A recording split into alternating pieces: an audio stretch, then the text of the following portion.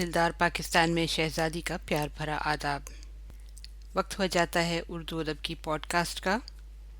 आज का मज़मून हमने दिलदार परवेज़ भट्टी की किताब आमना सामना से लिया है और इस मज़मून का उन्वान है मसला-ए कश्मीर। आपको ये बताना चाहेंगे कि दिलदार भाई की ये किताब 1993 में शाये हुई थी, लिहाजा आप उसी हिसाब से इसको थोड़ा सा सुन सकते हैं।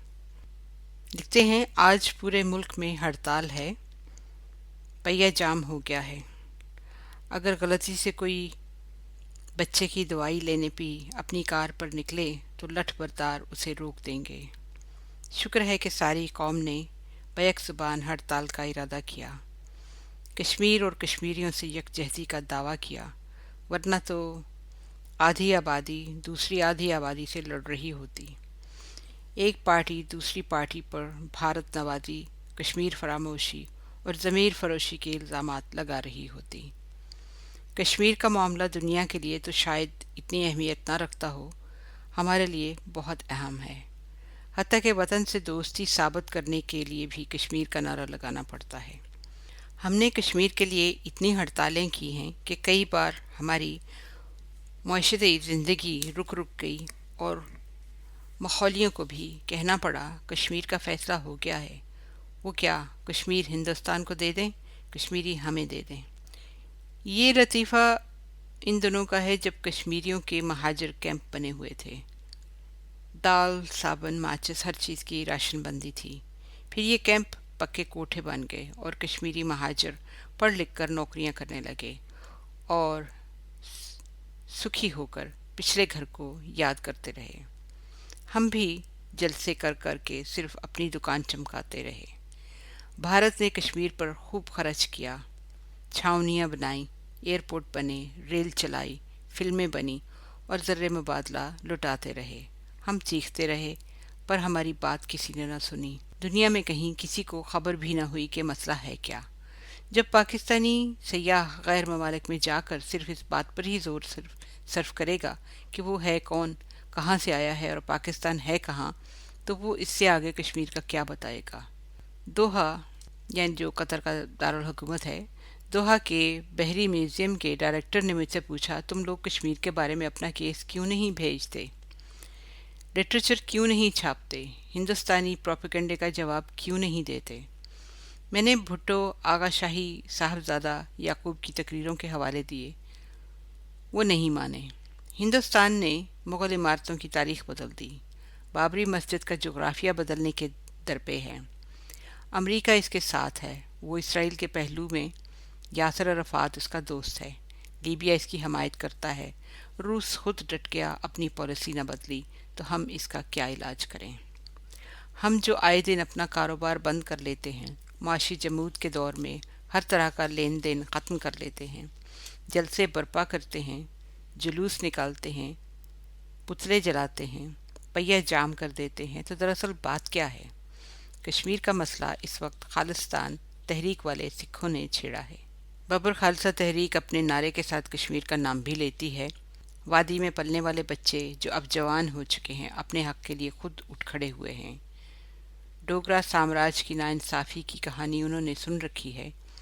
वस्त एशिया के मुसलमानों से उनकी जो अज़ली रिश्ते हैं, उनका भी उन्हें अदराक है। इकबाल के कहने के मुताबिक आज़ादी की लहर उभर चुकी है। आज़ादी में अपना हिस्सा लेने के लिए नई नस्ल बफर गई है और हिंदुस्तान के कदम डगमगा गए हैं। जुल्म करने के लिए वादी को फ़ौज के रहमो करम पर छोड़ दिया गया है। फ़ौज जब किसी इलाके को मफतूआ समझने लगती है तो लोगों से गुलामों सा सलूक करती है। मरकज़ से दूरी सिपाही को परेशान करती है। वो मौत को करीब पाकर और अपनी हकमियत मुसल्लमा जानकर महकूमों को दबाता है। सबसे ज़्यादा जुल्म का शिकार औरत बनती है। गरीब इलाके की औरत वैसे भी बिकाऊ माल समझ ली जाती है। हाकिम फ़ौजी अपने हर जुल्म का जवाब ढूंढते हैं। ताकत के नशे में अपने अफसरों को भी कुछ नहीं जानते और हर वो जुल्म रवा रखते हैं जो कानून, मज़हब, इंसानियत और मिल्लत की धज्जियाँ उड़ा दें। तशद्दुद और जुल्म से इलाके पास नहीं रखे जा सकते। कश्मीर तो अब हिंदुस्तान से अलग होकर ही रहेगा। ہمارے ہاں مرکزی حکومت ہمیشہ سے ہی کشمیر کے لیے استدلال اور اعتدال کی پالیسی پر گامزن رہی ہے۔ جنگ اور انقلاب کی باتیں ہمیشہ اپوزیشن نے کی ہیں۔ اپوزیشن کے لیے ایسی باتیں کرنا بڑا آسان ہوتا ہے۔ حکومت تو اوپر بیٹھ کر کچھ مجبور اور کچھ عقلمند ہو جاتی ہے۔ آپ کو یاد ہوگا کبھی پنجاب حکومت نے کشمیر کے ساتھ یکجہتی کے اظہار کے لیے ہڑتال کی اپیل کی تھی۔ اس وقت کی مرکزی حکومت کو اس میں شامل ہونا پڑا۔ گوریلا کیمپ بنا کر مرکزی حکومت کو دنیا کے سامنے جواب دہ کر دیا گیا۔ مرکزی حکومت کو چھوٹی پارٹیاں اور صوبائی حکومتیں آگے بڑھنے اور مرنے مارنے کے مشورے دیتی ہیں۔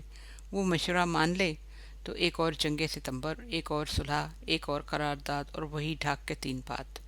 مشورہ نہ مانے تو ملک دشمن اور دشمن کے ایجنٹ کہلوائے۔ افغانستان پر چڑھائی کرنے والے اب سیاسی حل کی بات کرتے ہیں۔ اس طرح اب جماعت اسلامی کی اپیل پر اسلامی حکومت کو بھی لبیک کہنا پڑا۔ ہمارے ہاں کشمیر کا نام لے کر حکومت کو ڈرایا جاتا ہے اور خود حکومت میں آیا جاتا ہے۔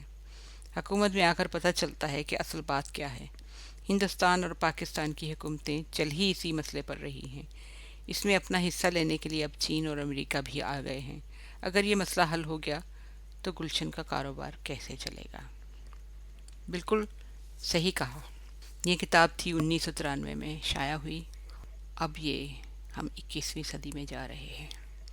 کشمیر کا مسئلہ ابھی تک بھی ویسے ہی چل رہا ہے کیونکہ سیاستدان ویسے چلاتے رہیں گے۔ آج کی پوڈ کاسٹ کا وقت ختم ہوا جاتا ہے۔ اگلے ہفتے آپ سے پھر ملاقات ہوگی۔ Until next time, take care, God bless, اللہ حافظ۔